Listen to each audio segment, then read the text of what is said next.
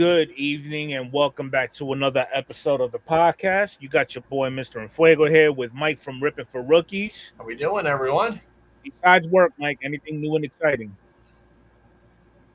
Made another purchase on Goodwill, but we'll save that for later. Yeah. Okay. How's your Phillies doing thus far? We've lost the last 3 series, and we lost one to the Angels this weekend. So maybe we'll turn it around against Boston. But I believe they're still in first place by like a game or half a game or a game and a half or something like that. So okay. Yeah, I know the Yankees this weekend. They went up against the Braves. Yeah. Now the second game I actually enjoyed. Okay. No, that was like me. The second game I enjoyed. Yeah. Yeah. So I know tonight they're starting a series with Toronto, so we'll see how that works out. Yeah. All right. So as far as releases, not much is out there, but there's one thing that did catch my eye that I do wanted to share with everybody, and it's basically this 2025 under wraps eminent MLB autograph collectible photo, basically an 8x10 in an 8x10 slab. Okay. They actually have these in parallels, which is pretty cool too. Got a nice little box on all that. It's got the autograph, and the parallels, they are numbered. So for example, you got this one is probably going to be, it looks kind of gold, so it'll be out of 50. Yeah. I don't know why it's doing that. This is acting real funky. Okay, so the red's the 5. All right, you got the nice auto. I like the case itself, but the only gripe that I have with it is this price point right here. What does the checklist look like? Do we have one? The checklist. I see something there. Go back up. There's the if you go back up to the middle, go down a little bit more. Okay, right there, the 2 black squares. That might be the checklist. And of course, it won't pull up. Of course not. Why would it? Okay. Let's try the other one. Oh, that won't pull up either. Wonderful. Way to go, Fanatics. So here's what we're going to do. When in doubt, Google it out. Yeah, there you go.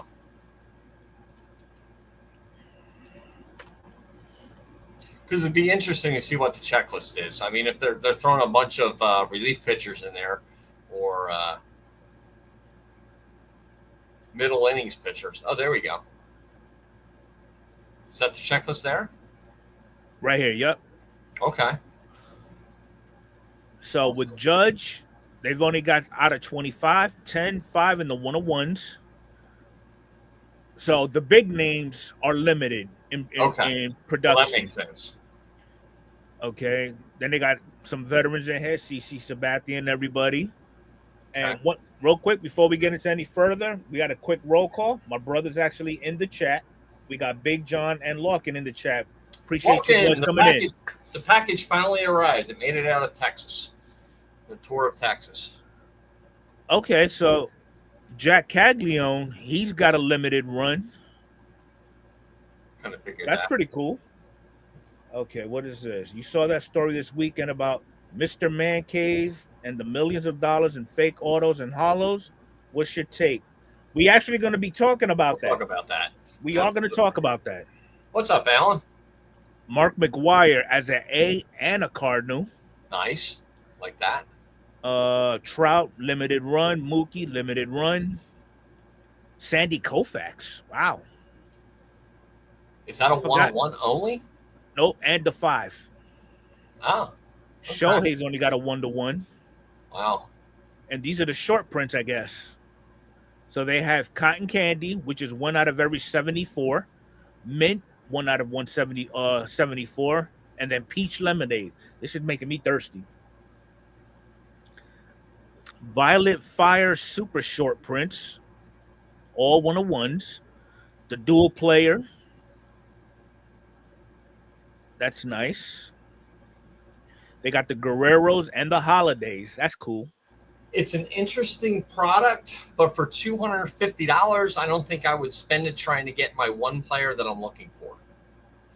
This is true.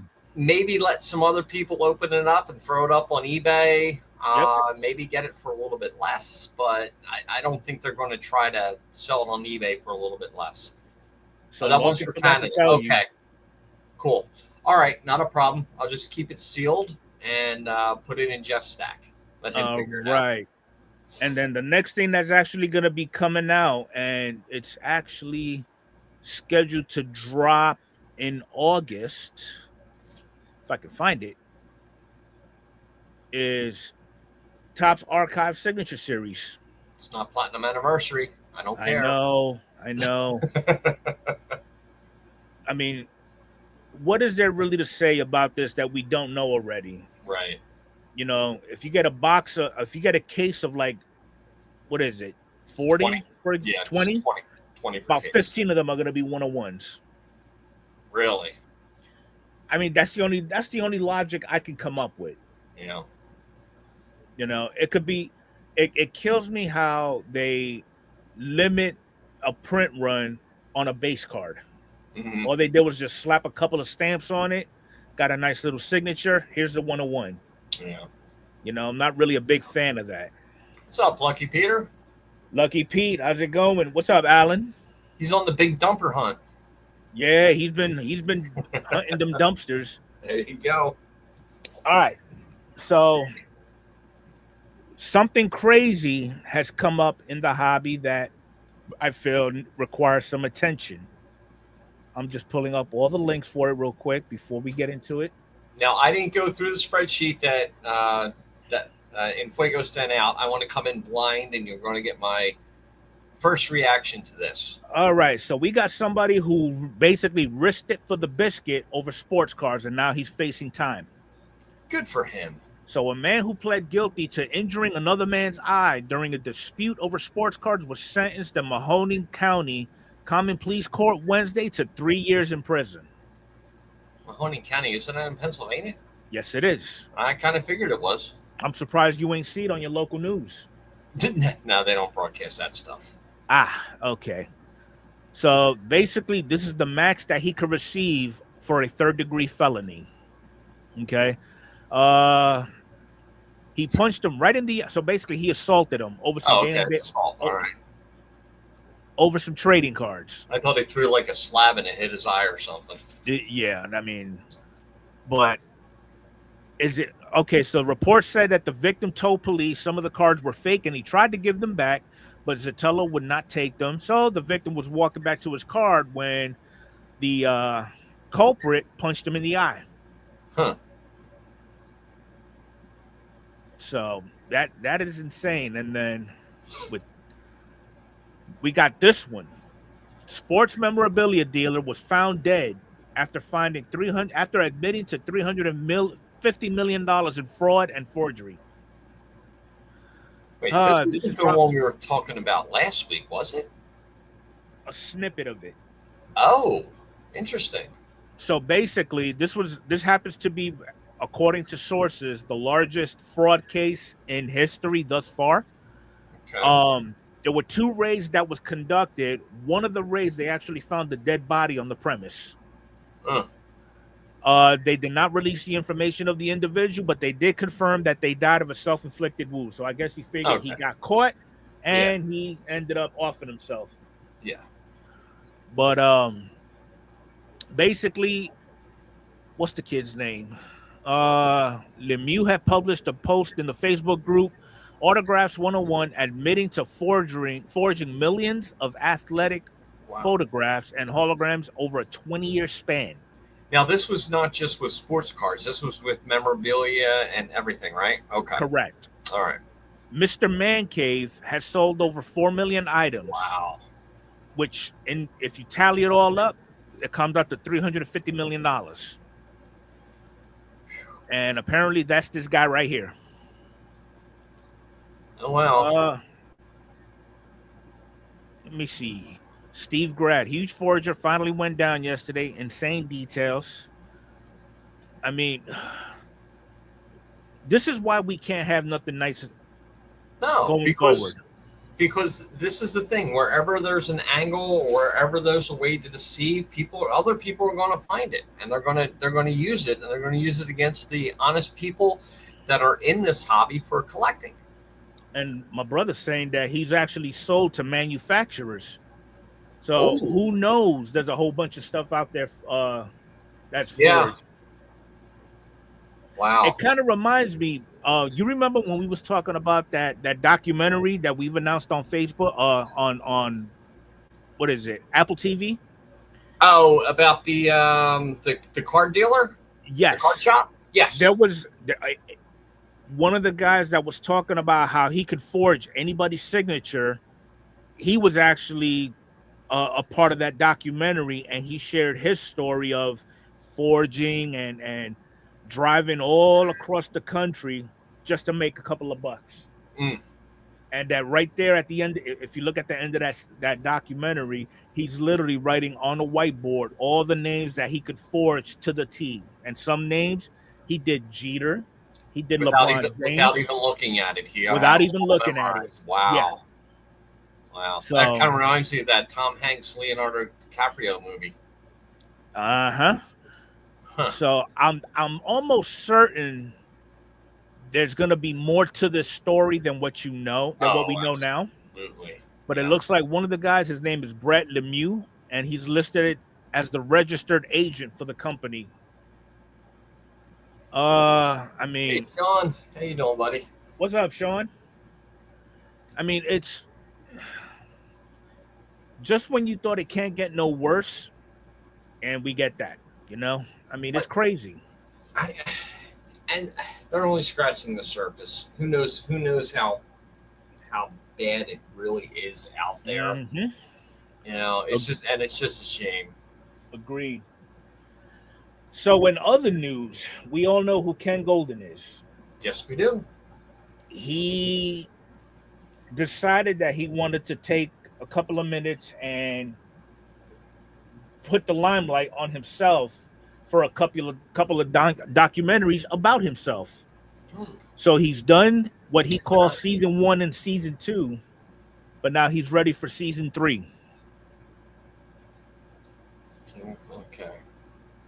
I haven't And even basically watched. all it is all he's bragging about is what he has in his auction collection.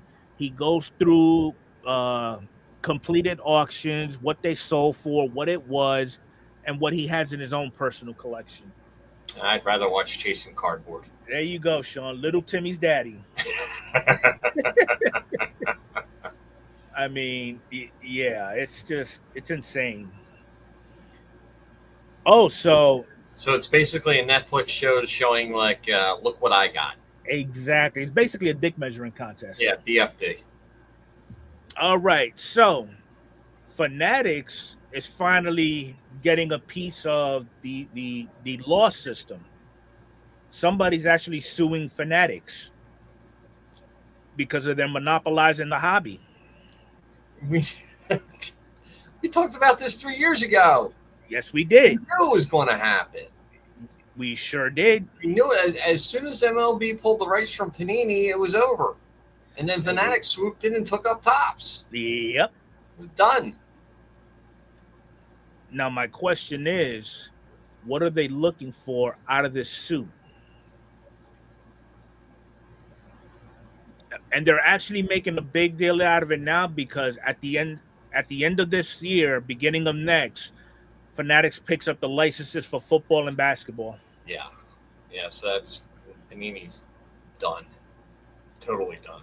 So basically, the overall complaint alleges that Fanatics, together with the leagues, the players' associations, one team partners, locking maybe athletes' names, images, and all that, they're all a part of this mass deal for everybody to get a piece of the pie. Yeah. But my question is, what Yeah, does it says it right there. The suit claims Fanatics created a monopoly, resulting in inflated prices and reduced consumer choice. So true. That's Okay. exactly what it is. now if this lawsuit goes in favor of the complainant, what is the goal? What are they looking for?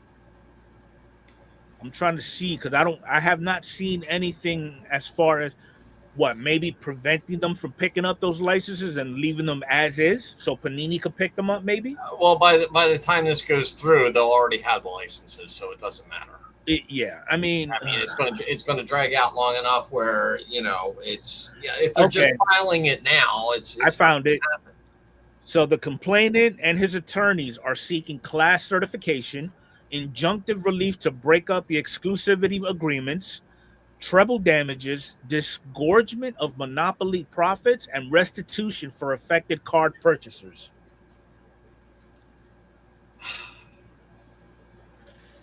Is it's you know what this sounds like to me? it sounds like somebody's a little pissed off and they're just like, I don't know. No, This sounds to me like one of those commercials you see on TV. Have yeah. you been involved in an accident? Are you suffering from trauma because of the event?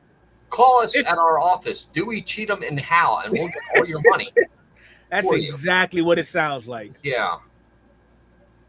Yeah, and true luck, Peter. Yeah, absolutely. It will end in a buyout where fanatics will buy Panini for a hefty price. That's true. That's true. Yeah. All right. So this one is from a different source.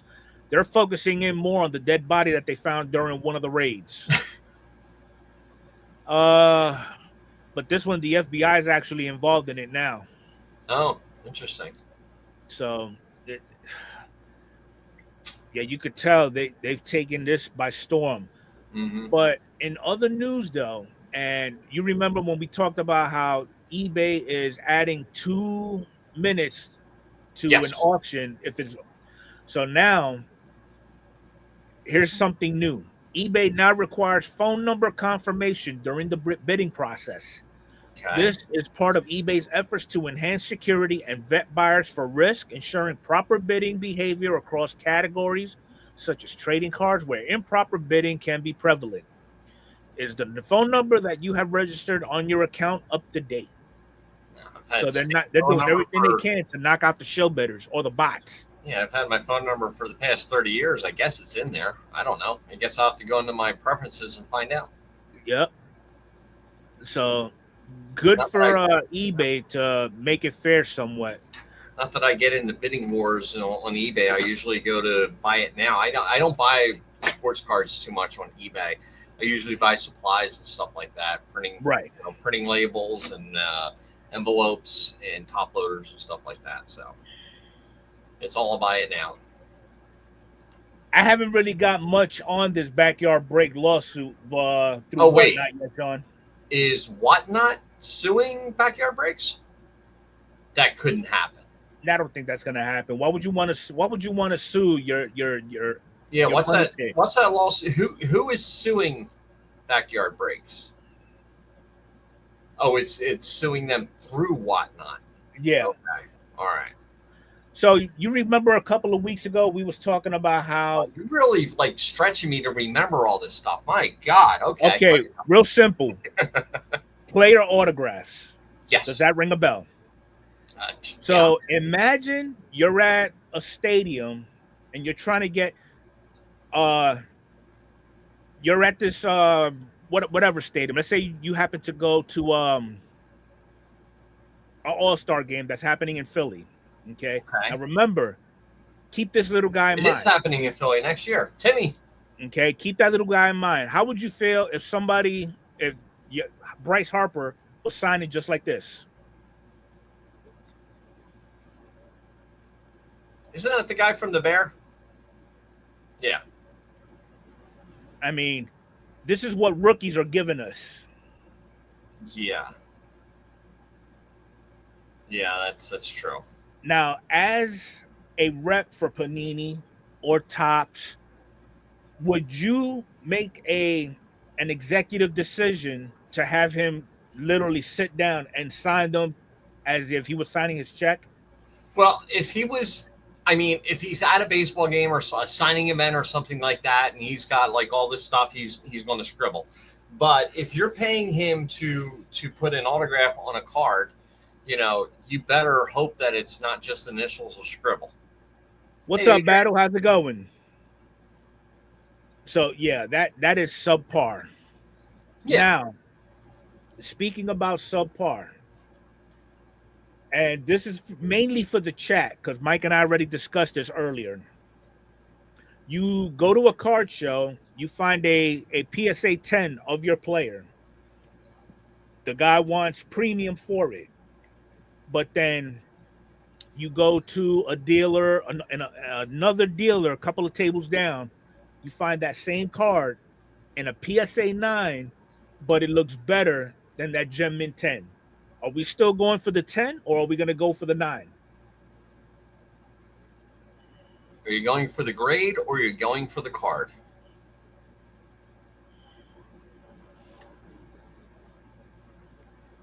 Now, I actually found this kind of interesting. Okay.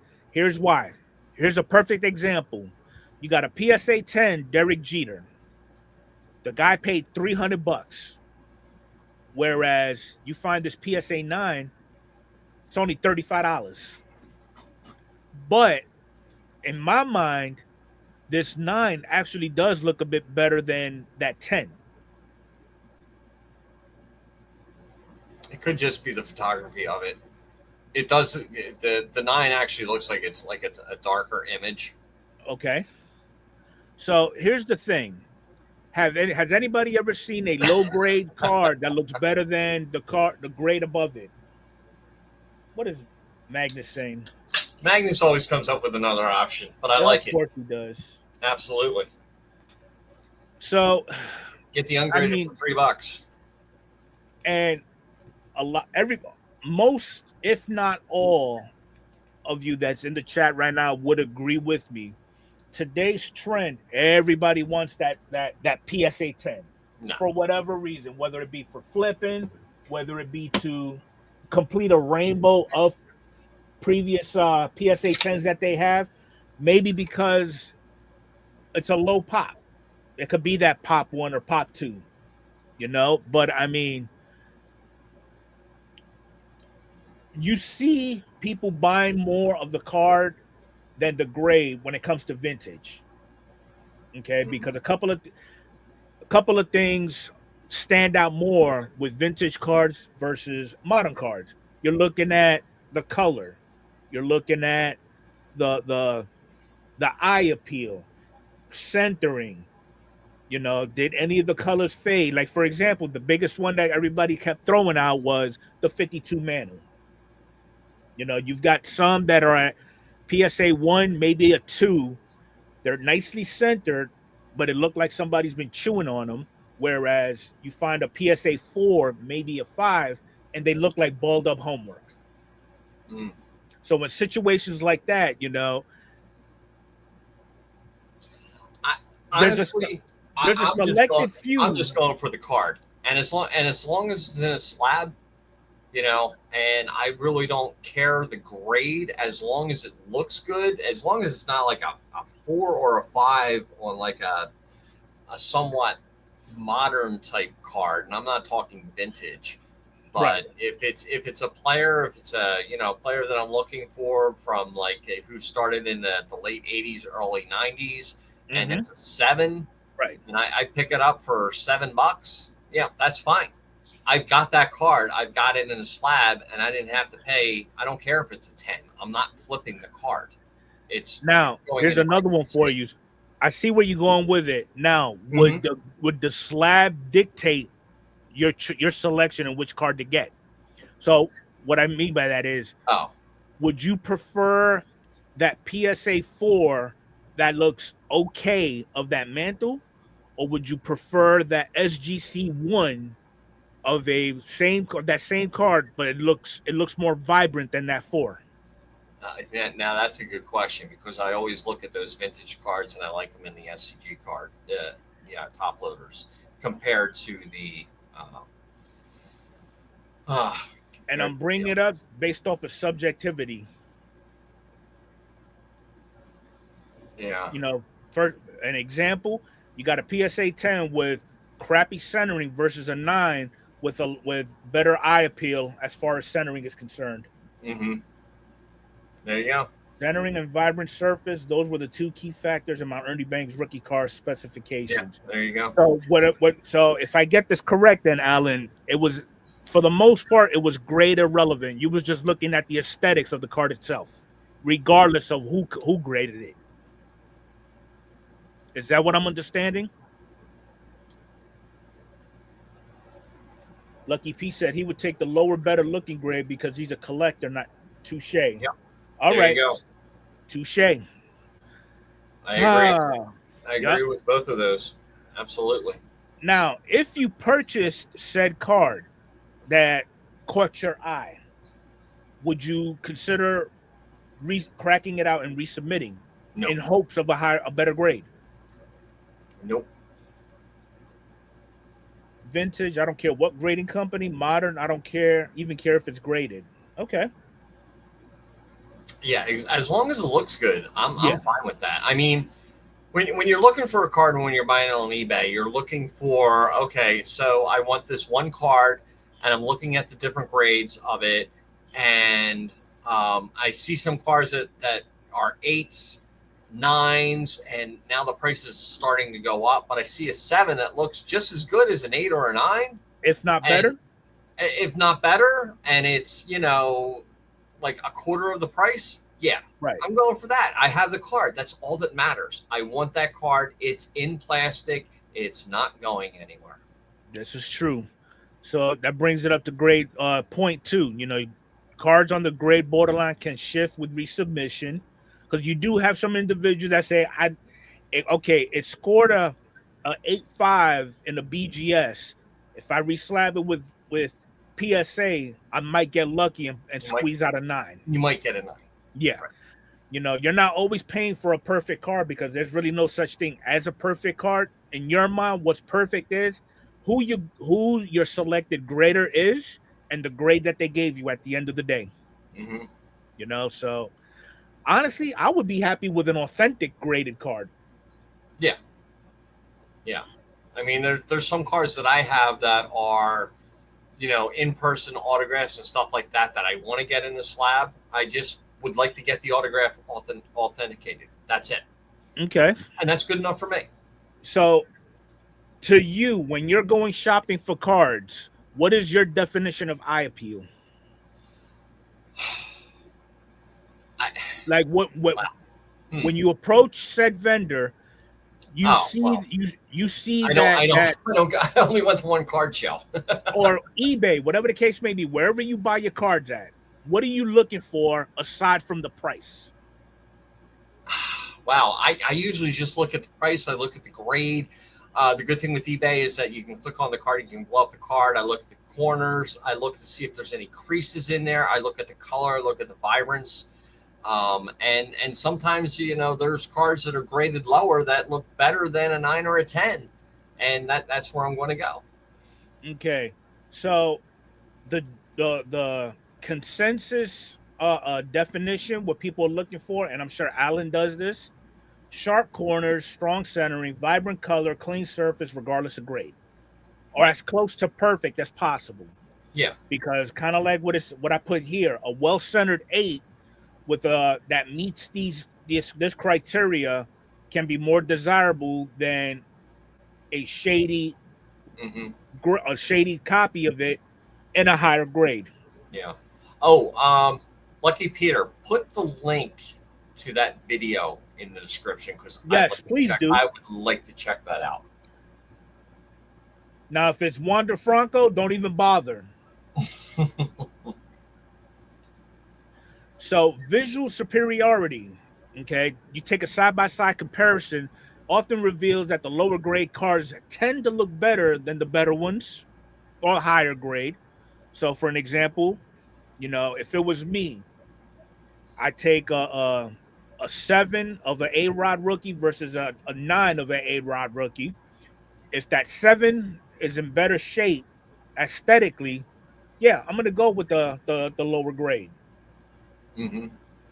So here's a case study with the 89 Upper Deck Griffey. PSA 10 market versus the PSA 9. Some 9s look flawless, but cost a fifth of the price, which is true. That's year 2, Mike. Oh, sorry. Still a It's Ken just rookie Griffey. numbers. It's still a Ken Griffey. You know. How about this one? A 55 Clemente or a 68 Ryan? Eye appeal can matter more than technical grade, which makes perfect sense, Mm-hmm. especially with the 55, 56 design, because some of them they look like they've been ran over by a truck, Oh God, yeah. and then there's some that just happens to have natural wear and tear, but they still look great even though they have a lower grade. Market proof, eBay sold listings and auctions show examples where strong eights do sell higher than weak nines. And Adrian just says sometimes she really enjoys a really sweaty vintage card. The aging wear give me a sense the card has been through a lot. And you know what? I can agree to that. So basically, if I was to pick up a vintage card of whoever and it still has that waxy stain on the back of the car where you know how they used to slap it on photo albums, Mm-hmm. that just tells me that there was a history behind it. All right. So Oh, Peter dropped his link. I already uh, got the video up on my end, so I'm going to take a look at that after the podcast. yep, Check that's that what I'm out. gonna do also. All right, so paying premium for a label, not actual quality. I think Mm-hmm. we're all guilty of this because there's a couple of cards in both my A Rod and Julio PCs that I should have not bought. I just bought the card for the damn the grade. False security, thinking a slab card guarantees perfection. Is that something we all agree with or otherwise? I don't know if it guarantees perfection, but it guarantees that it's not going to get dinged or anything. That's for damn sure. Here's a perfect example. I had sent Adrian, this was a while back too, a Bowman Sapphire selection of Julio Rodriguez. It was numbered to 10. It was a black variation. The moment she took it out of the sleeve and the top loader, she reaches out to me, dude, this is not going to grade no 10. You'll be lucky if you get a 9. I Mm-hmm. told her I don't care about the grade. I just want it graded. It the grades came out and she was just as shocked as I was, and she even reacted to it on the PSA reveal video that she did. Was like, how the hell did this get a 10? Wow. Yeah. Unbelievable. What's up, Jason? So, Jason, what's up? Missed opportunities. Lower graded but exceptional looking cars can yield better return on investment. Is that a statement that we all can agree on? Absolutely. You can't go wrong with it. So some key features to look for. If you have a hard time looking for that right card to bring home with you, some key things to look for. You could use the centering, left, right, top, bottom, your corners, your edges, your surfaces, and the registration. So basically, a while back, and I think I still have it here. Mike and I was going through I guess you could call it a packing list, if you will, of things to bring with you to a car show that would Yes. help you actually get your stuff, right? Yep. Hey, Jeff. So some things that I mentioned, obviously bring cash, bring your phone if you happen to use eBay a lot. You also have market movers for some of us that still tend to use them. You got a 130 point card ladder. Bring a charger. You're gonna need it. Notebook and pen so you could take notes of what you're looking at picking up. On top of that, I didn't put it in here. Yes, I did. Bring yourself a centering tool. That's not gonna hurt. I mean, this is my card show grading kit that I take with me. what I do recommend though is yes, bring all these items with you, and once you've once your attention has been captured by a particular item that a vendor has, do not just start whipping everything out and asking to see the card. Ask him or her, is it okay if they could go ahead and inspect the card that they're interested in buying? 9 out of 10 times they're gonna say yes. Yeah. Okay. And that way he'll let you go off to the side, do your thing, so that he can go ahead and make his money with other customers that are there. So just keep all that in mind. Some other tips: use high resolution scans or ask sellers for better images. So if you're not at a show and you're at eBay, you could DM that seller, hey, can you send me better pictures of this card? Flip it around, focus on the corners, get some light so I can see what the surface looks like. If they're reputable on eBay, and if I'm not mistaken, the ones stand out. They got like a little icon by their name, Gold Star by my name, class valedictorian or some craziness. Uh, Overall, look past the label, okay? And matter of fact, earlier on in the week, I both Mike and I was talking about how do you feel about companies that grade the graders? Yeah. Did What we do even? Is that in this podcast? We didn't even. No, No. no. Okay. That was in. I didn't even know about that company. That That was a graded. that was a segment Adrian and I covered Okay. during the infancy of the podcast. So Okay. basically, there is a company out there that will grade your your your slabs and compare them to other duplicates of that particular card and the grade, and they break it down by a platinum diamond, a gold diamond, a silver diamond, or a bronze. So it'll actually ever talk break it down for you that way. What is he talking about? Oh, Jesus Christ, Jeff. That's why we can't take you nowhere. All right. But at the end of the day, okay, trust your eyes. You can't go wrong. But if you love the card and it looks right to you, by all means, go ahead and pull that trigger. Yep. All right. Buy the card, not the height. So that's ultimately what it's going to resort to in your collecting journey. I mean, if there's any other tips and tricks that you do have, please go ahead and drop them down in the comments box. Put them on the Discord if you want. It'll just help all of us out that are not as well equipped with the knowledge or the tools and having a successful experience. Don't be that guy that spends $15 on a Mickey Mantle auto just to find out it was fake. You're spending $15 on a Mickey Man auto. You wouldn't know it's fake. So uh what else we got? Okay, so that's pretty much it about the hobby. Now, as Now, where are far we as going? sports is concerned, this one took me. The Midsummer Classic drew 7.2 million viewers on Fox. Do you believe it? I think it's doable, Yeah, I definitely. Well, there was nothing going on that night. There was especially nothing. with this damn crowd. Yeah. Well, I mean, why not? we got two Yankees, a Red Sox, and a talking head. And another guy. Yeah, the other guy. So, Yeah, so what were your thoughts? What were your thoughts on the home run derby? I think it was pathetic.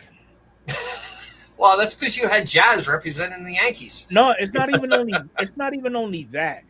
So what I would like to see for a perfect home run derby is the top 8 power hitters with numbers to back it up.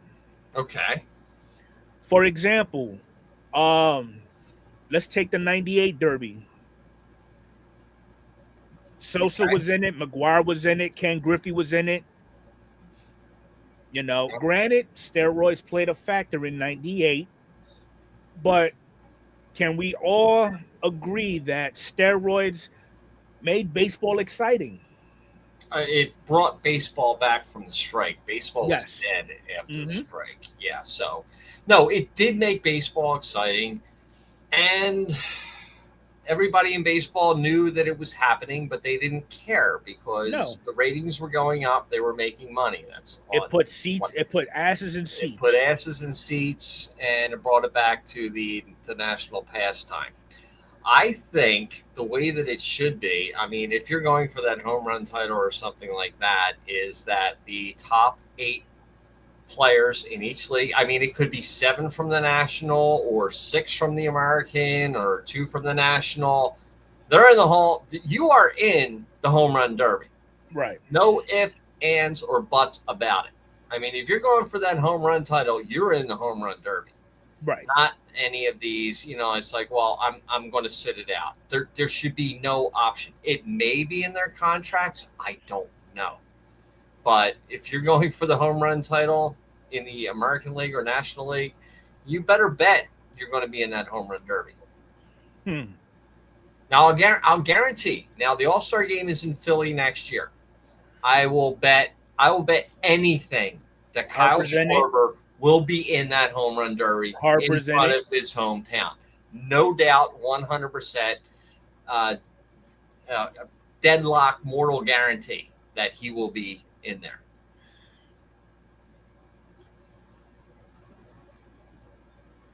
Okay. Oh, look at that, Mike. 1950 home run derby. There's 20 players, 10 He hole. meant 1959. 1959. Whatever. It doesn't matter. So how'd you feel about this little achievement? Well, I loved it. Did he deserve it? I didn't watch the whole game. He deserved it only because of the home run challenge to end the game. That was Okay. it. He didn't deserve it for the game. I Right. think he was 0 for 2 in the game, but he did hit the 3 home runs that actually won the All-Star game for the National League. Okay. I was just happy to see that. I didn't even know what happened until I woke up the next morning because I was not staying up all night to watch the All-Star game. Okay.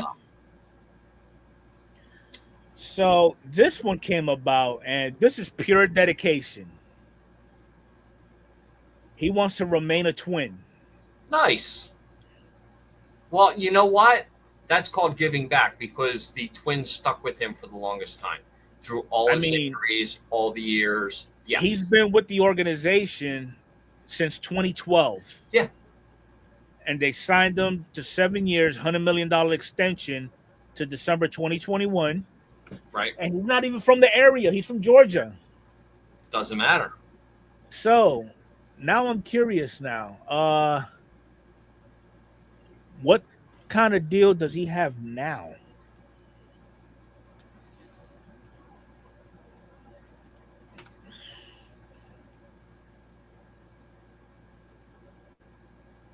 Okay, so this year he's expected to bring in $15.1 million. Mm-hmm.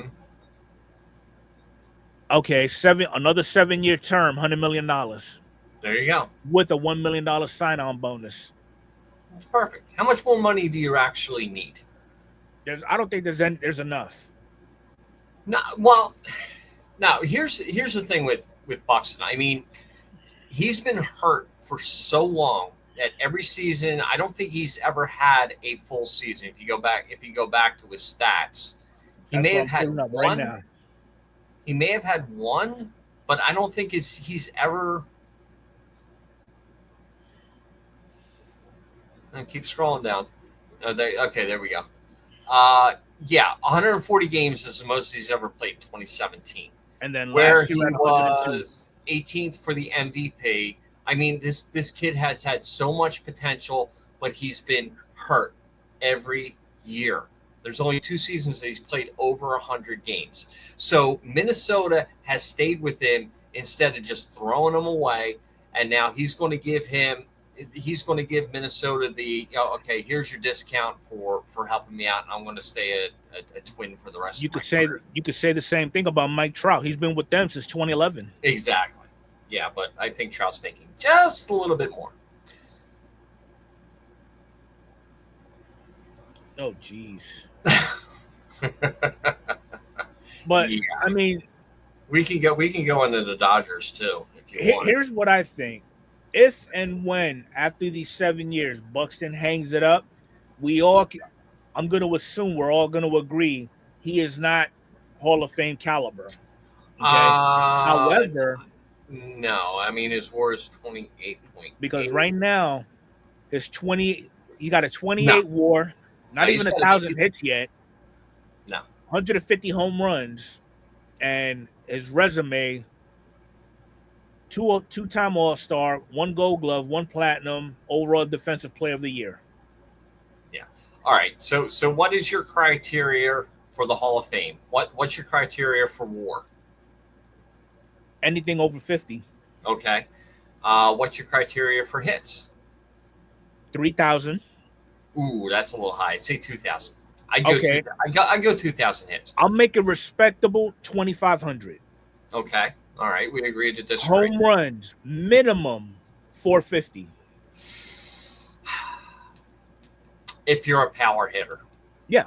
If you're a power hitter, but it depends on batting average. If you're a batting average, you have to be over 280. All right, you have to be over 280, but if you're at 280 with 400 home runs, is that good? And 2,000 hits, is that good? Well, for the Hall of Fame? Let's find out. I don't care about runs and RBIs and stolen bases and stuff like that. Okay, 45 WAR, 1,500 hits, 433 home runs. He's got the home runs. He doesn't have the batting average. He doesn't have the hits.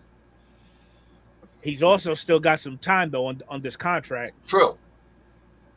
But back to Buxton though, I don't see him making any of those criteria anytime soon. How old is he now? What's his age right now? Buxton is that's when he signed.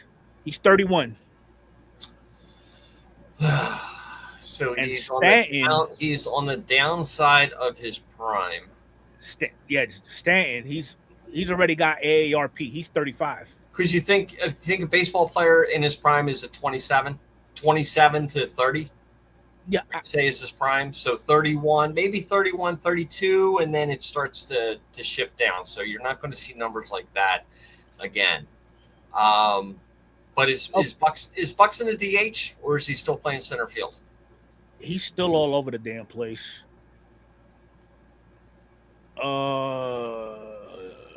It don't even say what position he plays. I think down. He's a center fielder. Okay, so he's still in center. All right. So he's got a lot of work to do. He really does. And it's a shame that he lost so many games in his prime. And in 4 years, I don't see a massive breakout in any of the next 4 seasons. No, I don't see it either. Just get him a World Series win and call it a career. But like I was saying though, with the loyalty that he's expressing with the Twins, I'm sure he knows in the back of his mind, Cooperstown is not in his future. However, who's to say the Twins will put him in the Minnesota Twins Hall of Fame?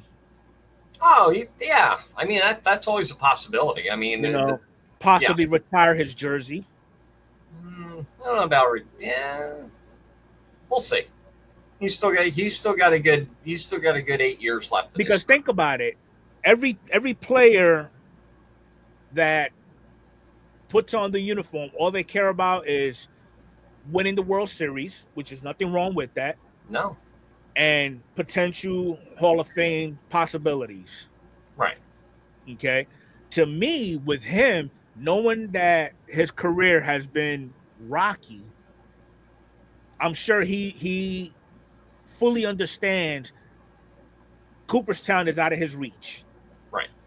But at least he says that, at least through his actions and his comments, it'll get him some form of recognition. I mean, hell. Yeah, and the other thing is, I mean, I think a lot of it comes down to is how well loved are you in that city as a player. I think that really is a lot because there are Phillies players that have played for the Phillies, that have stayed in Philadelphia, that are beloved by the team, and I'm sure that Buxton is going to be one of those in Minnesota.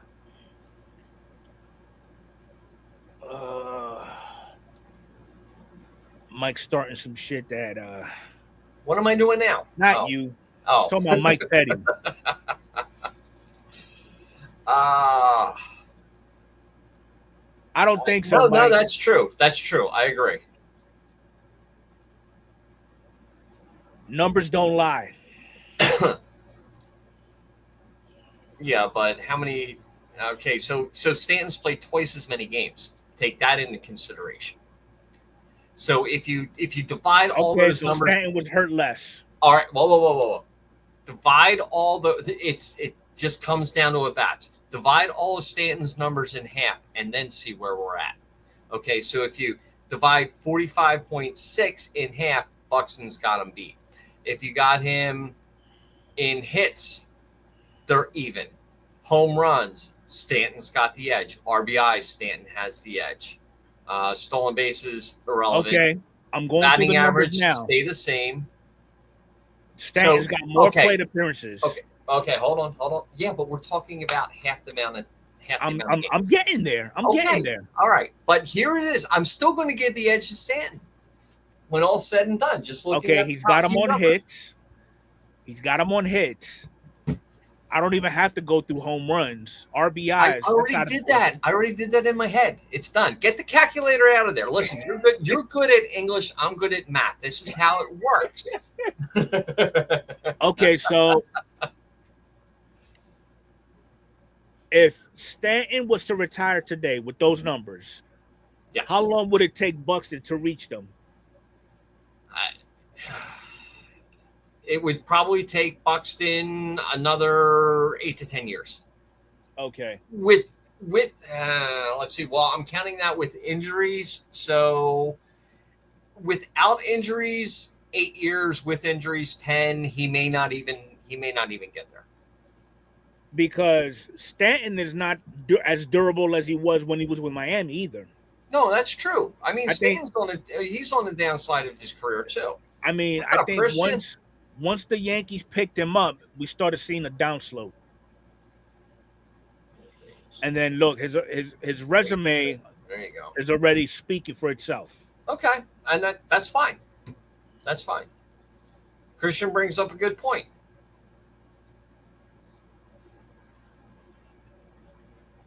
Yeah.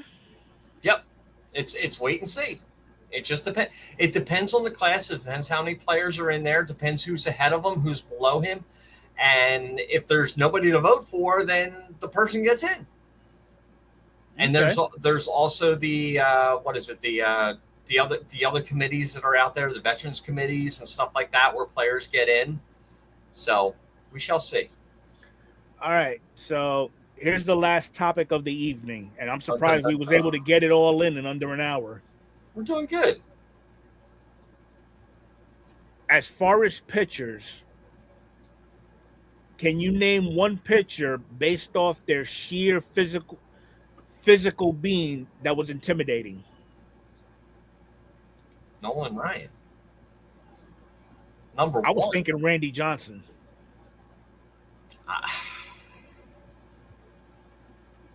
Now, what I mean by by just looking at him as a batter going up to face him and scared shitless, Randy Johnson, but also Nolan Ryan. Nolan Ryan's like 6'3", 6'4"? It doesn't matter. Nolan Ryan was a nasty son of a bitch. Ask Robin Ventura.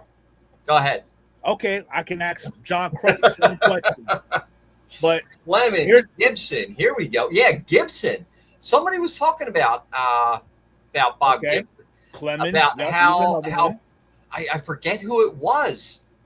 I saw an article or a comment or scrolling through YouTube or something like that. Is Bob Gibson would freaking mow you down. He did not give a shit. Now, how tall is Randy Johnson? I think it was Hank Aaron that was talking about him. How tall is Randy Johnson? Does anybody remember? 6'6", 6'7". He's huge. Okay, now. Talk to John Kruk. suppose you're coming up to bat, right? And you got to face this monster. Holy shit. And his fastball touches at 98. By the time the ball leaves his hand, he's already 10 feet towards the plate. I mean, just look at that mass. Oh my God. Okay, Frank says he was 6'10". Was he 6'10"? He was that tall? Damn. Hey Siri, how tall is Randy Johnson, the former pitcher? Randy Johnson measures at 8 inches long. Yep. He's 6'10". He's 6'10". Wow. Nice call, Frank. And then Sean said, interview the bird that Randy hit. But no, seriously though, imagine having to go up the bat against this beast, and he kind of resembles a baby Skeens with a 98-mile-an-hour fastball. Kind of looks like a flamingo in green. What's up, Yeah. Beast? What's up, B? And he can throw how fast? 98. Whew. Now the question is, does he have control of that 98-mile-an-hour heater? That's the truth. Yeah. You know, he's only going to get bigger. I mean, 6'11" on a 215 pound on a 6'11" frame. He makes Judge look like Altuve. Well, he's extremely thin too, and he's only going to gain weight in the legs and the arms. Yep. And muscle. So yeah. Yeah. Absolutely. So, yeah. That's crazy. But all in all, is there anything anybody else in the chat wanted to bring up point-wise with everything that we discussed this evening? Has anybody seen any Chrome openings? I saw 2. I saw a jumbo box and a hobby box opened up. Anybody see anything out there? What's your thoughts on Chrome? No, I did see a few videos of Chrome being opened, and it looks like they've corrected a lot of the obvious centering.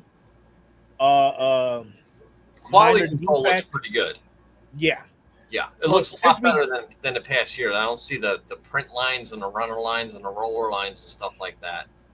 Now, since we do have time, they're coming out with a new insert, and it's basically called what the hell was it called? Oh, Cooperstown Calls. Okay. Now, this is what we're looking at. And for 2025, you're going to see Ichiro and CC Sabathia on these inserts numbered to 150. Now, there's a catch to it. That's the only one you're going to see on it. Next year, you'll have the green to 99, in 27, the gold to 50, all the way on down to the superfractor, which comes in at 2031. Here's the question that I have. Suppose in 2027, nobody gets in. What is the fix? Do we just skip that year? Probably would have to.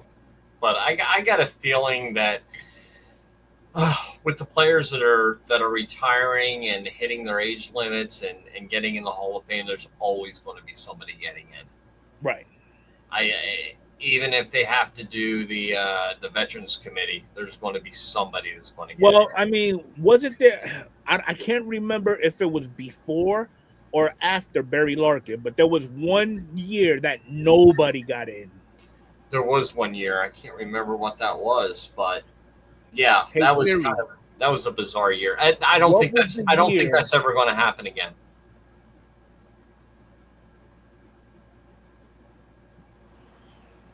In 1960, an empty induction class led to the Veterans Committee being allowed to resume voting annually after a few years of voting annually. The year that nobody got in all of the committees was 1960. But for recently retired players, I think it was probably before or after Barry Larkin. I just can't remember the actual date. But either way, though, I mean, it looks good. How I would have did it, I would have made the insert just like their Hall of Fame plaque.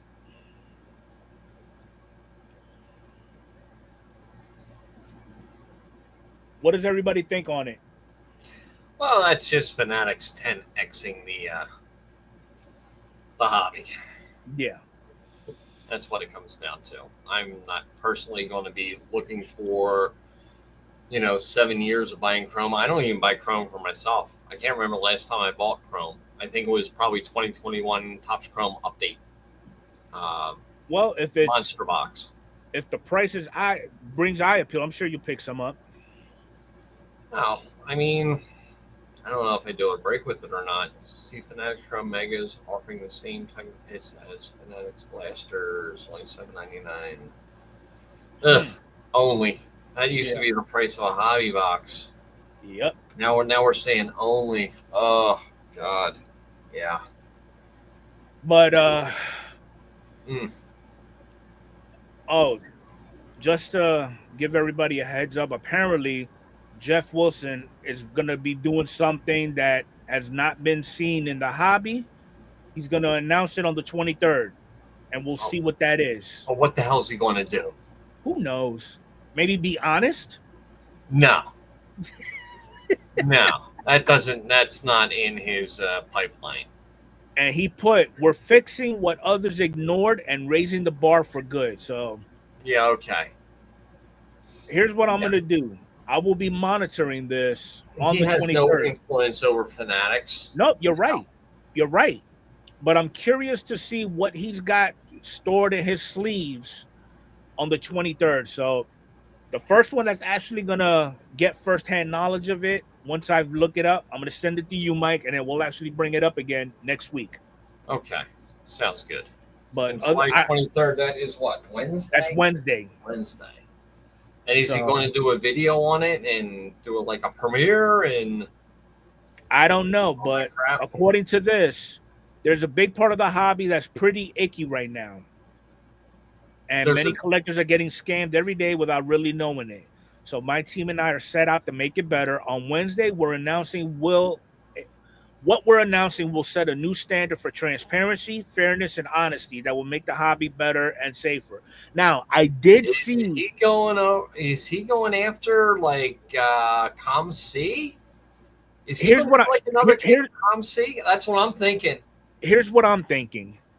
There was a video that he published yesterday. He was in Singapore with his family, and he opened up the video with his company is actually getting involved with Shopify. You've heard of Shopify before, have you not? Yes, absolutely. Yes. I wonder if that's what he's going to do. Huh. Interesting. Whether it be Shopify, Affirm, Acima, who knows? I don't know. I wonder if one of those has to play part of what he's trying to come up with. I don't know. The only transparent way is blockchain. I don't think you're in a position to properly use the terms icky or scammed when it comes to talking about the hobby. Yeah, April Fools is over. 1 free can of deodorant to each attending member of the National. So we'll see what happens. Yeah. And what's up, Steven? How you doing? Steve? Yeah, he's close to Cooperstown too. Well, there was 1 year, Steve, that nobody got in on the regular committee, though. Yeah, I don't think that's ever going to happen again. I honestly don't think. Yeah.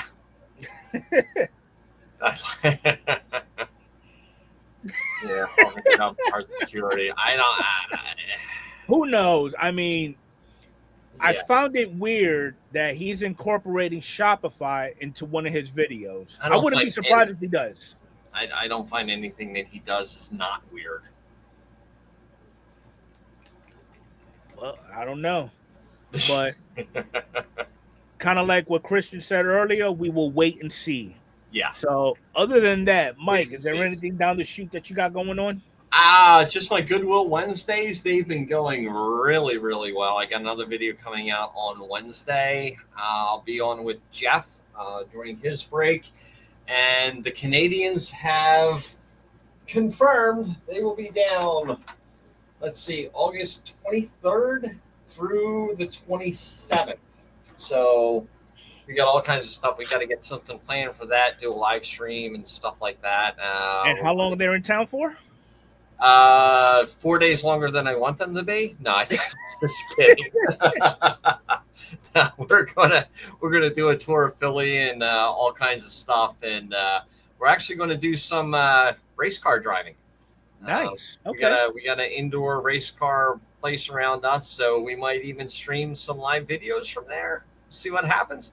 See if Jeff can stay the king of the racing circuit. So is Jeff going to be our special guest on a Monday? Oh, I think he has to be. And I think AJ has to be also. I think they both have to be special guests because AJ's coming down, and then when they go back, they ship JR off to college, and then it's just the three of them in the house. Awesome. Okay. Yeah, I mean, we're going to have a good time. Absolutely. Oh, what is Steve saying? Yeah. Yeah, but I don't think the voters keep that in mind, though, Steve, to be honest. Okay, so Jeff will be there on the 28th. JR moves on the 30th. Oh, yeah, he comes home. They come home on the 28th. Yeah, that's why I said Thursday. Okay. Saturday to Thursday. Yeah. Yeah, I got all kinds of stuff planned for them, and just depends if Pat wants to go out with us or not. And she's seen all of Philly. She hates driving, or she hates me driving in Philly. But I say I drive the way everybody else drives, aggressively. You can't. If you drive defensively in Philadelphia, you're going to get freaking slammed by another car. Yep. You know? So it's kind of like you're at a NASCAR race in there. So that'll be awesome. So everybody, Jeff and AJ will be our special guest next week. Well, no, not till August. We got a long time to go. Got another month. Okay. That'll be the 25th. Awesome. 25th of August. Yeah. So we'll do that. We got a month to prepare for that. All right. I just dropped a video Saturday showing my rarities of my Julio Rodriguez collection. If you haven't seen it, go check it out. I haven't seen it. I got to go check it out. All right. And then next week we're going to be talking about the highlight of next week's episode is who to collect and why between past players and everyday current players. All right, so if y'all haven't done so, please hit that like button for me. If you're new, subscribe to the channel. Go check out Rippin' for Rookies channel as well. And hope to see you all next week. Have a good night, everybody. Sounds good.